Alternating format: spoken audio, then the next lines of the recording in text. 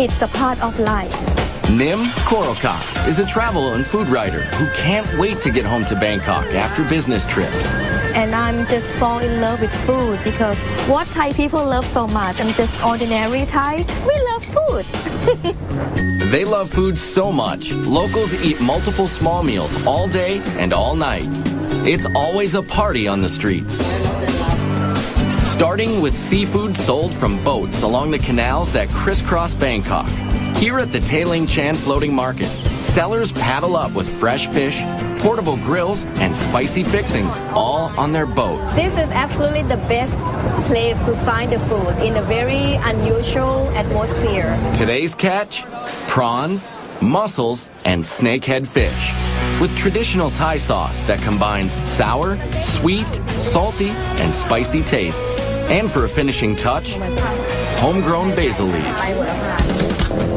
And the Thai know how to cook with heat. So good! Spicy! But if you're from, say, Italy, it may be more excitement than your mouth can handle. Yeah, it's very spicy. Everything is very spicy. We are not used to spicy food. But this British couple says they'd rather eat papaya salad and pork satay here than at any restaurant. And why not, when this meal costs less than $3? Oh, you can't beat the street food. It's cheap, it's authentic, it's tasty. I mean, the seafood just comes from the waterways. It's just amazing. You live like a king here for no money at all. Delicious. Vendors near the Royal Palace sell fermented rice and lotus leaves, coconut ice cream, and coconut milk, served in this sauce. Very fresh, very good. Yes, yes. Coconut, coconut! Thailand is one of the world's top coconut growers, and they use it in a lot of native dishes, including their favorite curry dishes. Meat and veggie curries are street stand staples all around Bangkok. You can see 20 different varieties at the Nong Leong market, where downtown workers come for a fast, hot lunch. And what's cooking for dessert here? Steamed rice crepes, stuffed with pork minced with peanuts and shallots. Or saku saimu, same filling with a sweet tapioca coating. When we talk about people, Thai people, Bangkok people, they all make a joke about us that we eat like 5 meals a day, which is not true because we eat 7 meals a day. At night, Bangkok's eat streets are hopping. This is Silom Road. It's like a melting pot where people come from anywhere in the world and then they live in Bangkok. What they bring with them is not the suitcase, they bring the food. So there's shawarma from the Middle East and noodles with barbecue pork and crab from China. The late night and backpacker crowds also flock to this street food haven along Khao San Road, where immigrant cuisine is hot stuff, like Indian rotis cooked with banana, condensed milk, and chocolate for dessert. Let's get sugar high. And mangoes are served with sticky rice, sweetened with coconut.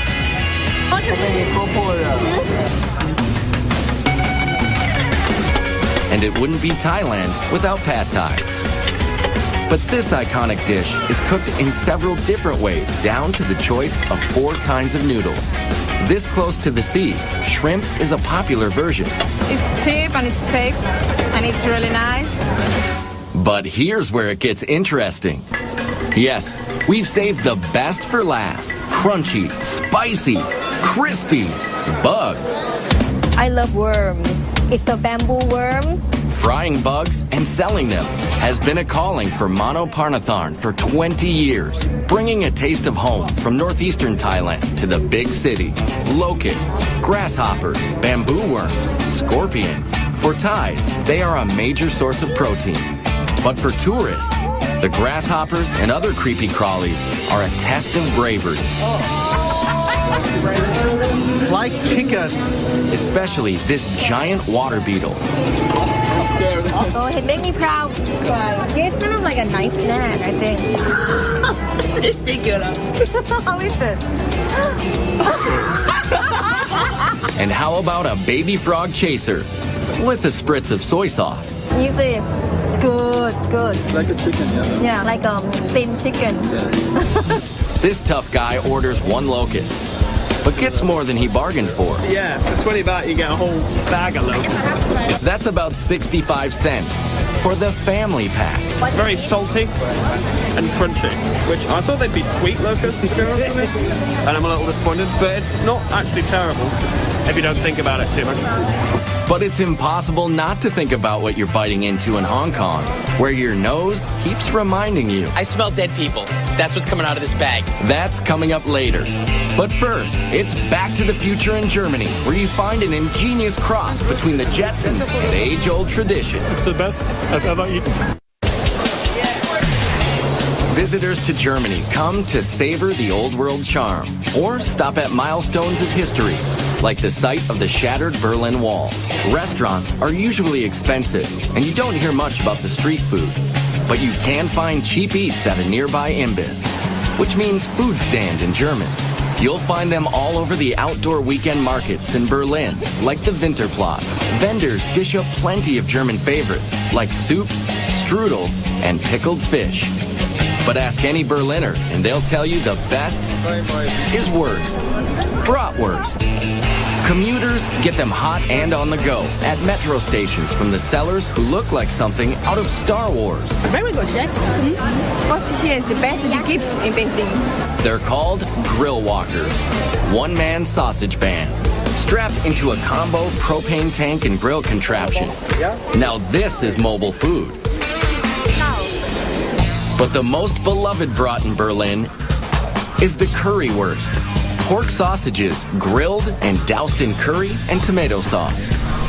And one of the most famous currywurst joints is Curry 36, where you can eat inside or out. But most currywurst is grab and go. I asked them where you can get the best currywurst in Berlin, and they told me Curry 36. So I'm here now to taste, and it's great. Urban legend has it that in 1949, a German housewife traded liquor to British soldiers for the hard-to-find curry spices. She cooked up the cheap but filling dish. This meal deal is less than $4. Oh yeah, really good. Over the years, Germans have acquired a taste for Mediterranean fare brought by Turkish immigrants like this modest guy. Come to Mustafa's Kreuzberg, Berlin City, richtig. Best kebab in town. Doner kebabs are like heroes, an oversized sandwich made of pressed spiced chicken, veal, or lamb, sliced paper thin and piled high with veggies in a pita, all for about $4. I love kebab, yeah? Before, I don't found a good kebab, and I think I must make the best. Food writer Steen Hansen agrees. Got lovely meat here. We've got some feta cheese, onions, salad, some pieces of potato.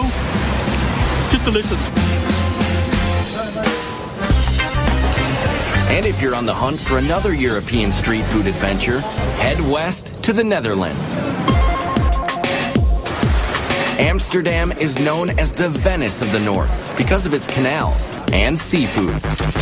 We eat the shrimps, we eat the eel, we eat herring. Boy, do they eat their herring. Vandaag voor u wel. Dutch foodie Francis Broekhausen gets his fix at Doppermarkt Street Market. Raw herring is salted for several days and sliced into bite-sized pieces with raw onion and pickled gherkins thrown in. They leave the pancreas inside, so the enzymes, they make the flesh really soft. Oh. It's good. Delicious. Cod is another favorite Dutch street food. In a batter with a lot of spices and herbs. And just like in Germany, Amsterdam's large immigrant population is mixing it up. It's a lot of influence of different cultures. So we have Suriname people, Moroccan, Turkish. Immigrants who cook up dishes like baga, which are donuts made of chickpea flour. Or these sandwiches. They're called broodje zoutvlees. This is fiery stuff. Sticky, gooey, hot. They are stuffed with spicy, fatty, cured beef, brought by immigrants from Suriname. Look at this. Animal fat. And all over Amsterdam, you'll find snack kiosks popular with tourists and the drinking crowd. Like the carb-loaded street foods across the canals in the Albert Cup Markt. Bet these fries smothered in mayo can cure a hangover. Yeah, mayonnaise, baby. Oh my goodness. Folks also flock to outdoor markets to avoid the pricey restaurants, even if some of the street eats are a mystery. Still not quite sure what kind of meat this is, but it's delicious. Less adventurous tourists head straight for the famous Dutch sweet stands. This you can find all over Holland. The stroopwafel. Stroopwafels are a Netherlands creation dating back to the 1700s. 2 paper-thin cookies with sweet caramel honey slathered in the middle. This one is a secret family recipe. My father was busy getting the perfect recipe for many years. And finally he got it. Very good. It's awesome. Very sweet, warm, tasty, rich. And the other uniquely Dutch street food dessert starts with a similar sweet batter, but with different results. These are called prowess, which means to puff up. Miniature puff pancakes. His grandfather used to hawk the mini pancakes at traveling carnivals. Flour, milk, eggs, and some secret ingredients where I can talk about. Okay, I can understand. Yet another Dutch health food, served hot and topped with powdered sugar and butter. Lots of butter. They're very good. Yeah. Very good. Yeah. From artery-clogging goodness in Amsterdam to a bitter dessert in Hong Kong. Coming up next, turtle jelly. It's just what the doctor ordered. It's usually sexual potency for guys or beauty for women. And then, practicing proper etiquette in Japan can be very hard to swallow. This is definitely a big oyster. Hong Kong is home to cuisines from all over the world. Street foods are no exception. And here in this hip and fashionable city, they are served with a heaping helping of tradition. So you'll find skewers of pig intestines, turtle jelly, and the most misunderstood, most reviled street food ever. This might be the worst thing I've ever taken a bite of. It's all good for Amy Ma, food writer for the Wall Street Journal and other publications. Whenever you're hungry, you always find a cart. And the best thing about it is that you can walk down a street and treat that street like you would a 5-course a la carte menu, only you're going from place to place and not sitting down at one restaurant. And it starts with breakfast in Jardine's Bazaar, with the Chinese version of a donut. But inside the fried dough is shredded fried pork, pickled vegetables, and rice. The rice ball donuts are served with warm soy milk mixed with more fried dough. It's like a bread pudding soup that's less sweet and better for you. This would be like your ham and eggs and hash brown combination equivalent here in Hong Kong. The combo costs about $1.50, and it has the typical blend of savory and sweet, yin and yang. Very good. Of course, tea is very big in Hong Kong culture, both cold and hot. Especially the very strong, very old silk stocking tea, which gets its name from the stocking used to strain the tea over and over again. Not to worry, the stockings haven't been worn, but the tea packs a punch, which is why it comes with lots of condensed milk and sugar. Wow! One of the most beloved street snacks in Hong Kong is the egg or custard tart. With just a hint of sweetness, they're habit forming. It's kind of like a flan, creme brulee, and the best pie crust you can think of, all rolled into one. People argue about whether the British or Portuguese introduced egg tarts to Hong Kong. But this treat is pure Chinese. They call it a 1,000-year pastry because inside the flaky crust is a gooey black egg preserved for months in a mixture of clay, ash, and lime. Then it's coated with sweet bean paste and ginger. So preserved eggs and ginger are a classic combination. It's like peanut butter and jelly. It has a gelatin-like texture to it. So it's almost like a gummy bear inside. The Chinese make up 90% of Hong Kong's population. In the Mong Kok district of Kowloon, there are lots of sidewalk cafes serving noodles and dumplings. with plenty of internal organs. You get a lot of great street food stalls that will be a little more authentic. You'll start to see pig intestines or things that, might make the typical tourists a little squeamish. You'll see that all the time in Bangkok. Things like squid tentacles, spicy beef stomach, and yes, pig intestines on a skewer. They may be local favorites, but tourists find them tough to chew and even harder to swallow. Right? It smells like sulfur, yes, it does. Which kind of smells like poop, which is exactly what it is. Fantastic. I'm not making out with anyone tonight. You can cleanse your palate and more with traditional medicines. They play a big role in what the Chinese eat, which explains why this very bitter turtle jelly is so popular here. It's like a funky coffee jello. With medicinal foods in Asia, it's usually sexual potency for guys or beauty for women. So it's this very primitive idea of what good health is. Turtle shells are broken into little bits and stewed for about 9 hours. When it cools, the thick collagen in the shell turns to jelly. It takes a liberal dose of sugar syrup to make this medicine go down. But the real test of just how far you're willing to go for authentic Hong Kong street food begins long before you lay your eyes on it. It's called stinky tofu. The smell is horrible. And just one whiff is enough to send tourists running the other way. Try a little bit. No. It's actually really rare to find these on the streets these days. A lot of the stands have been outlawed because it just smells so bad. This tofu soaks in rotting vegetable matter for several months. And then it's fried and served with a dribble of hoisin sauce. Dead people in my mouth right now. And seriously, most tourists won't go near it. It's really not that bad. But a couple of our crew members were willing to taste one for the team.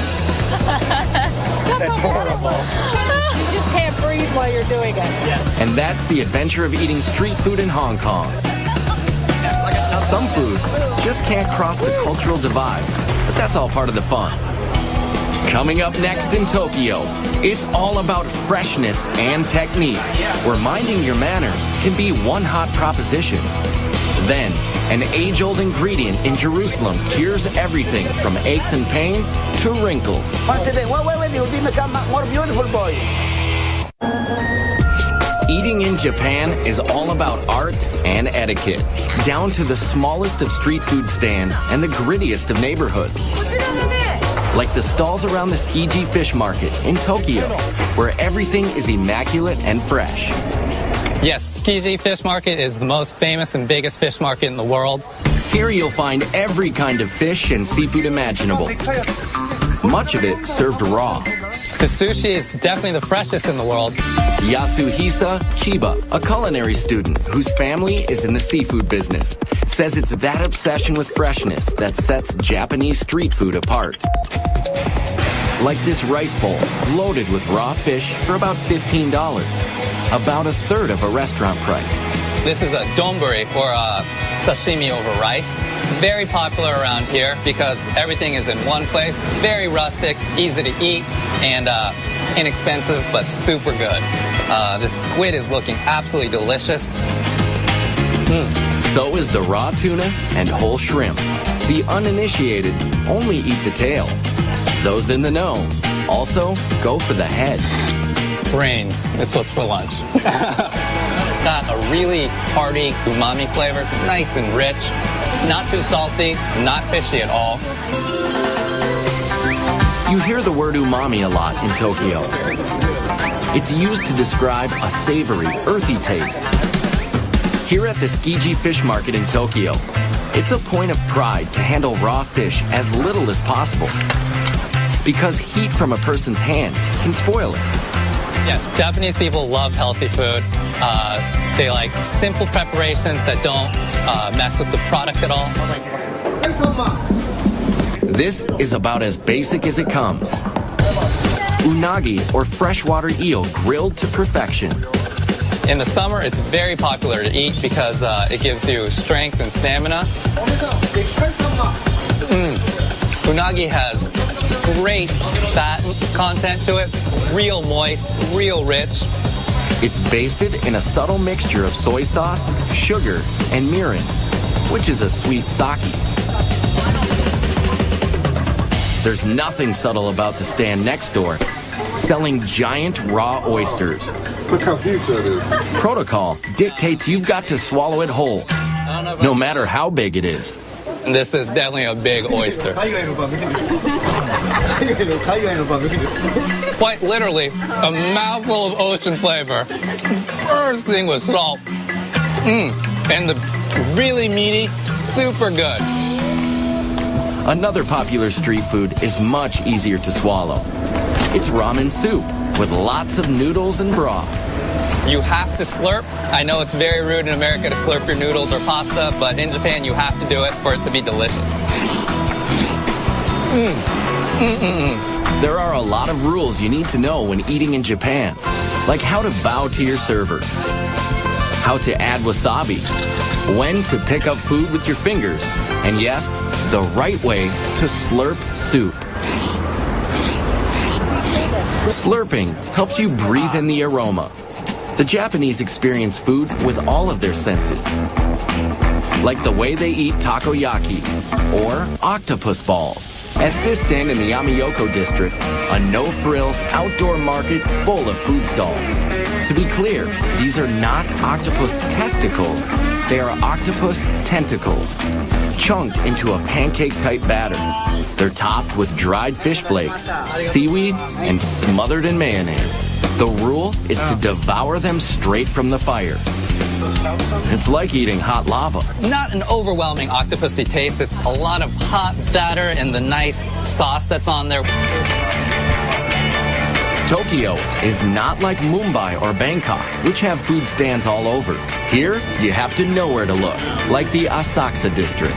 The street leading up to the oldest Buddhist temple in the city is lined with old-time vendors, serving up traditional treats, like marinated seaweed. It's not overly salty, it's not overly powerful, it's just got that nice umami flavor, and it's very healthy, you can tell, but it's delicious.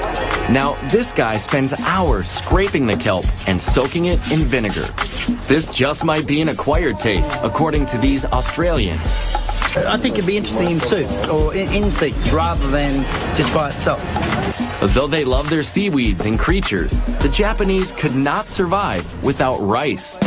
We use rice for everything. It used to be used as currency, and not only do we eat it for every single meal, it's used to make sake, shochu, desserts. Desserts like these, kibi dango. They're balls of sticky rice pounded and coated with sweet bean powder. There's senbei, a dry, crunchy rice cracker. This one is a wasabi seaweed flavor. It's cool to watch how they grill them in the back. And this woman transforms rice crackers into something you'd swear was meat, just by soaking and spicing it.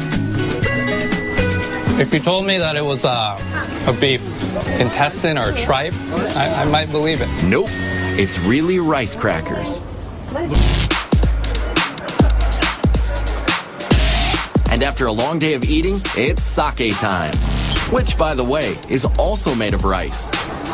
After dark, the working crowd heads here, Yakitori Alley, under the downtown train tracks. Yakitori are bite-sized pieces, grilled on small skewers. 2 skewers cost less than $4. Right now I'm going to try some livers and the rear end of the chicken. There's been a head-to-tail trend in Japan for centuries, and they're always scrupulous about food safety and cleanliness. Just from hearing its tail, you might think it's disgusting, but this is really good. Or stick your skewers into these morsels: pig's head, chicken thigh, heart, or cartilage. It's fatty, a little bit fatty taste.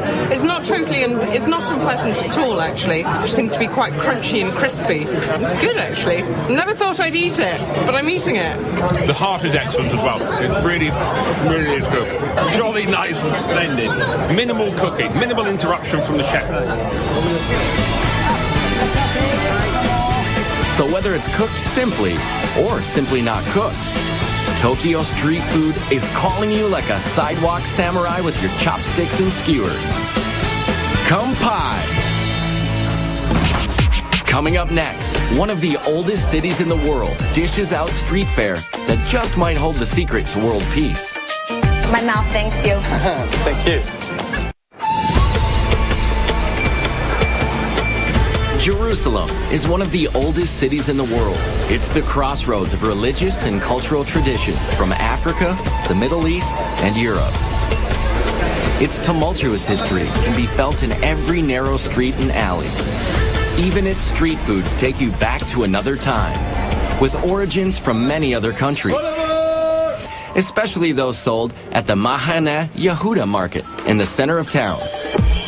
And in the middle of the market is Uzi Eli Hazy.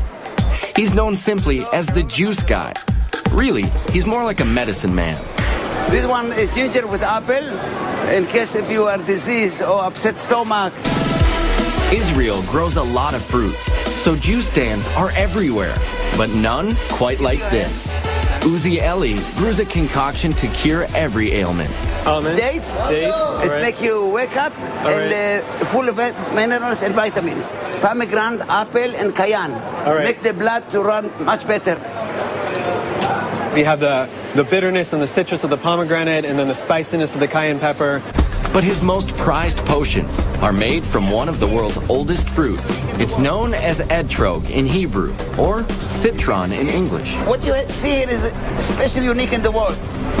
8 centuries ago, a famous Jewish philosopher proclaimed the etrog to have 70 healing properties. It's for pregnancy, for heart, for pressure, for wake up. So Uzi Eli puts it in almost everything from juice to anti-wrinkle cream to this, his own age-reversing spray. Close your eyes. Once a day. Wait, you'll become more beautiful, boy. Open your mouth, open. He invents some of the elixirs himself. Others are passed down from his Yemenite grandfather. They prepare and heal all the system in your body. Chaim. Just like the etrog, many of the foods sold in this open-air market are as old as the Bible. It's a large open-air market, and you have vendors with your classic spices, olives, and your fresh produce and fruits, as well as meat and fish. Ben Brewer is an amateur chef and runs Israel food tours in Jerusalem. Christians here and Muslims and Jews that have come from North Africa or Iraq or Eastern Europe or the United States, and they all bring their own culinary traditions. And all their traditions together have helped create the Israeli cuisine. And that cuisine all starts with the basics: seeds, nuts, dates, and olives. Olive trees can grow even in the poor soil of the Middle East, and they figured out how to preserve the olives thousands of years ago. We have olives that are pickled in lemon and different herbs. We have a Moroccan kind of olive, which is just cured in a lot of salt. Briny, salty. There's some garlic and lemon in there. You can tell that they marinated. And dates, which first grew near the Nile, are some of Israel's biggest fruit exports. The king of this market is out hawking a dessert called halava. Amazing. The best halva in Israel. Halava is the Israeli version of a common Mideast confection. Here, it's made from a dense base of sesame paste and sugar. And then they'll add the other element, whether it's the pistachio, the cinnamon, the chocolate, the cappuccino, to give it a slightly different flavor. It tastes like sesame, but sweet, very sweet. And in a back quarter of the market, they're still baking the same breads they have for millennia. Laffa and pita, sold to stands making Jerusalem's most iconic street foods: shawarma, kebabs, and falafel. Every ethnic group makes its own versions of falafel, but they're all basically ground chickpeas and spices, molded into little balls and deep fried. It's so good, really, because also it's crispy. All of the people around the world like falafel. Kebabs also originated in the Middle East, and although many cultures have adopted them, you can't beat the real thing just outside the ancient walled city of Old Jerusalem. And at $5, the price is right. This is a part of their culture, and to experience some of the country, so I think it's a good idea. And it's also cheap. Yeah, exactly. Some of it you get at restaurants is the same, I think, but just overpriced. Jerusalem is the crossroads of many cultures and religions. The Arab Quarter is just inside the walls, through the nearly 500-year-old Damascus Gate. The shoot, or bazaar, is a maze of ancient alleyways, selling everything from clothing to all kinds of Middle Eastern foods, like pastries and shawarma. Shawarma is made by alternating layers of seasoned meat and fat onto a vertical skewer and slow roasting it so the fat makes it moist and tender. It's the perfect food for eating on the go, and it's habit forming. Al Eilat has specialized in chicken shawarma for 72 years. That looks really good. I'd like to order one shawarma, please. Sure. Would like to have in pita bread or in the laffa bread, the Arabic bread? Decisions. The choice of salad toppings is endless. And it's finished with a drizzle of tahina, a sesame sauce. Abed Hafiz has been cooking it all his life. It's my grandfather's restaurant. It's a burst of flavors. My mouth thanks you. This is the best fast food in the world. I love the food very much. And that's the delicious lesson found in the ancient traditions of street food in Jerusalem. No matter where you come from or what religion you practice, it's the one thing everyone can agree on. And all around the globe, street foods are bridging cultural divides. So Hindus and Muslims can break roti together in Mumbai. The Japanese can keep up their ancient food rituals even on the go. In Hong Kong, locals can still find old world foods and drink herbal remedies at stalls in the middle of a modern metropolis. And the Bangkok Eat Streets offer a melting pot of cuisines. While in Berlin and Amsterdam, you can find natives, immigrants, and tourists lining up to taste the best of all worlds at great prices, keeping alive the tradition of street foods around the globe.